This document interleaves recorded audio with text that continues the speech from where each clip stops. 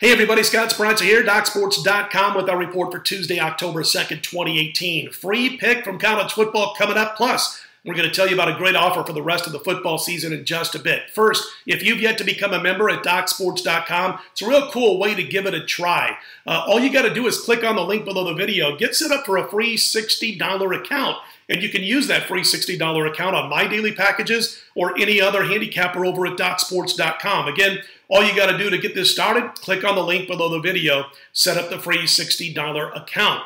We're off a great week in football, 9-2, 5-1 in college, 4-1 in the NFL, and we gained almost $3,000 for those wagering just $100 per unit. Outstanding week. We're, by the way, now in the NFL, 26-12-1 with our last 39, and off the 5-1 college football weekend, 117-82, 59% long-term college football run. We swept the top plays. 7-star main event, Oklahoma by blowout fashion on Saturday. New England, 6-star knockout on Sunday. Easy win over the Dolphins. Here's what we're going to do.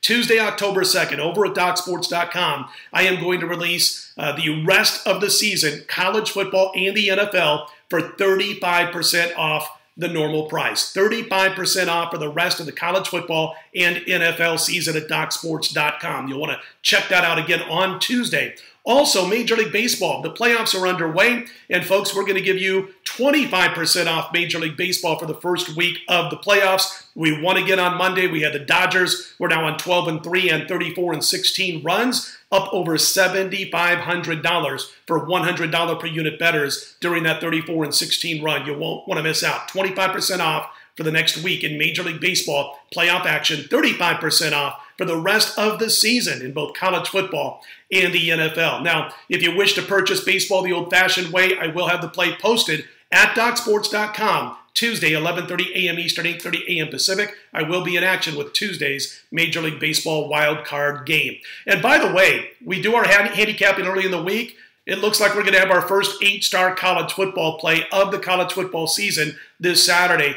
99.9% sure of it, and that play will be posted on Thursday, but we do love a couple of games as we look to continue on this red-hot run in college and pro football. Free college football play part 2. We've got another one. We had one yesterday. That was Nebraska. We said 21 or more, and we gave it out early value. That number dropped below 21 on Monday. Now, this particular play that we're going to have is going to come up in just a second, but first I want to do what we always do when it comes to Tuesday nights during football season, which is recap what happened the previous week in the NFL. These are not in schedule order. They're just as I jotted down notes going along, and we're going to try to give you the highlights and tidbits on most of the games that were played in Week 4. Of course, we'll start here with the Jaguars beating the Jets 31-12. I think my biggest take from that game is how much confidence the coaching staff now has in Blake Bortles when he throws the football in his decision-making. Second time already this season where he's thrown a ton of passes, over 40 in one game a couple of weeks ago. He goes 29 for 38,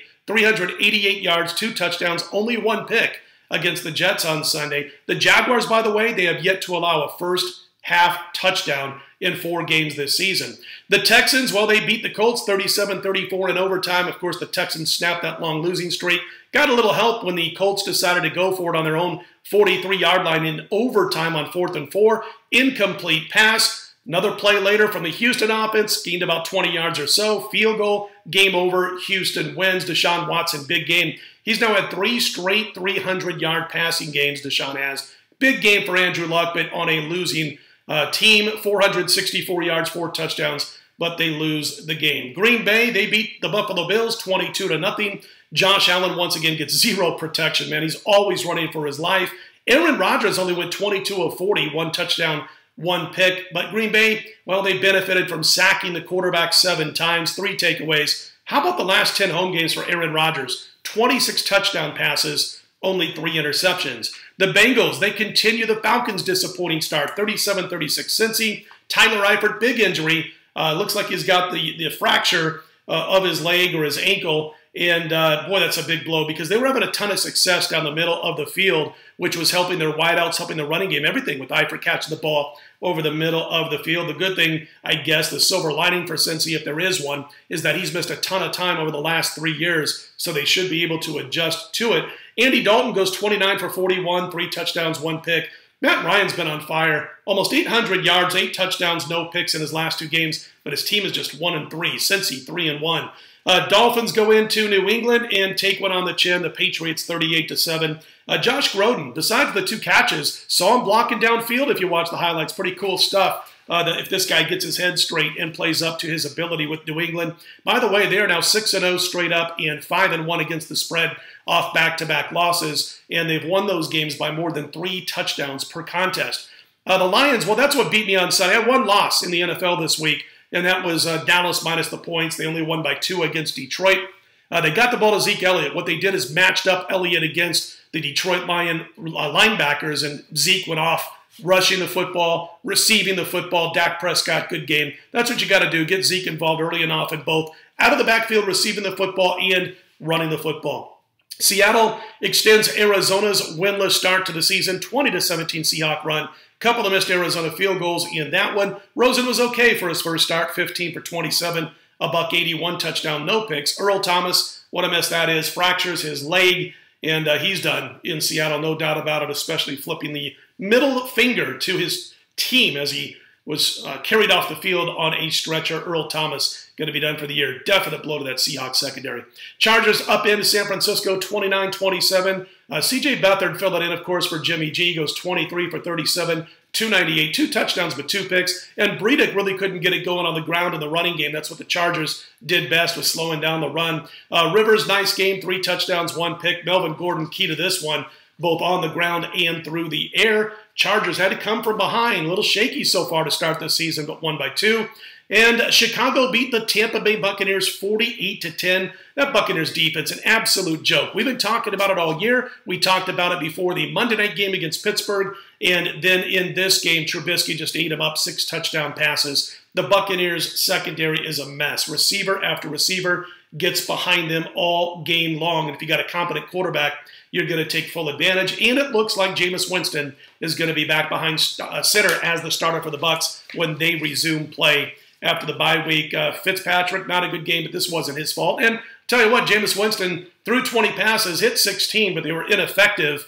They were out of the game, and he did throw 2 picks to go with 1 touchdown. Saints knock off the Giants 33-18. Game was a little closer than the score would indicate. It was actually 26-18 with about 2.5 minutes to go. And Giants, a couple of bad plays, allowed New Orleans to continue drives, and that was that. How about Kamara? 153 yards per game from scrimmage is what he's averaging right now. And the Giants now just 4-16 in the last 20 games outright. Eagles go into Tennessee and get knocked off in OT 26-23. Carson Wentz 33 for 50, 348, couple of touchdowns. Ajayi 15 carries, 70 yards. Alshon Jeffrey came back, had a big game. But have a game, Marcus Mariota, 30 for 43, 344, 2 touchdowns, 1 pick, 46 yards rushing. Big day for Corey Davis. He ate the defense alive. But listen, I'm going to tell you what right now, if you look at that 4th and 15, you had Davis that played well there. You had not a single defender for the Eagles in the left side throwing lane on 4th and 15. You had a potential pass interception inside the Philly 40 a minute later, then another 4th down conversion later. Then they blitz when Tennessee's got the ball inside the red zone, which was a dumb move, put their corners on an island, and Tennessee comes through. They've won 3 out of 4, their 3 wins, all by 3 points each. Tennessee finally topped 24 points, first time in 16 games, needed overtime to do that. Ravens up in the Steelers 26-14. Pittsburgh no second half points for the 2nd straight game. Big Ben so-so. Flacco was good. Connor just 9 carries for 19 yards. And Le'Veon Bell, the reports are is that he's going to come back in Week 7 after the Steeler bye week. Kansas City knocks off Denver on Monday night, come from behind win. Patrick Mahomes does a great job. They outlast Denver 27-23. Mahomes very good so far. Travis Kelce, the best tight end in football. I'm going to tell you right now, I don't always agree with the announcers. I do on that statement when they made that. Travis Kelce, the best tight end in football, with all respect to Gronkowski. KC defense stinks, though. So does Denver's defensive and offensive play calling, by the way. Denver should have won that game. They had KC's defense on the ropes. The defense is terrible. They got conservative, up 23-20 with the ball inside their own 30. Run the ball for about a 2-yard gain. Throw a stupid little out pass for no gain. Then put Case Keenum in a situation where he's got to make a play on 3rd and 8. Casey knows what's coming. and they're able to pin their ears back, and next thing you know, they're punting. Mahomes goes right down the field, gets the game-winning touchdown 27-23, and some real odd defensive play calling, even posted or noted, I should say, by the announcers on Monday Night Football, because, boy, 2nd down and 30 inside their own 30, and you play man-to-man defense rather than zone. Hey, man, it cost them because Mahomes completed a pass for about 27 yards, setting up a makeable 3rd and 3. And that was that. They go down the field, and you saw what happened. KC gets the win 27-23. If you got it early with Denver before that line dropped under 4.5, you won for a push. If you laid it late with KC, you got the victory. So a lot of good stuff going on there. All right, again, 35% off college football, NFL, rest of the season from me at DocSports.com. 25% off for the first week of the Major League Baseball playoffs, all available at DocSports.com on Tuesday. Free pick, we gave out Nebraska last night, plus 21. We said we wanted 21 or more early value play, and the value dropped a little bit as that number went under 20.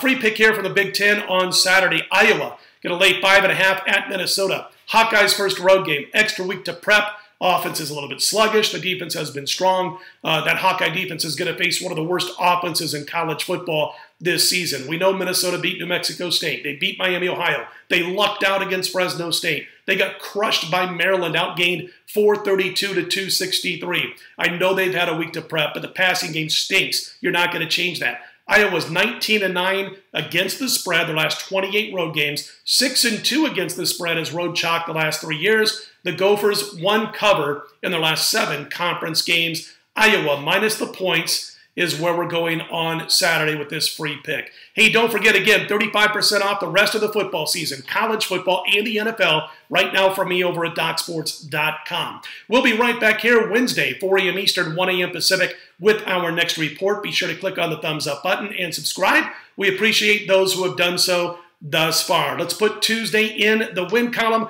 right back here Wednesday morning. Scott Spreitzer, DocSports.com.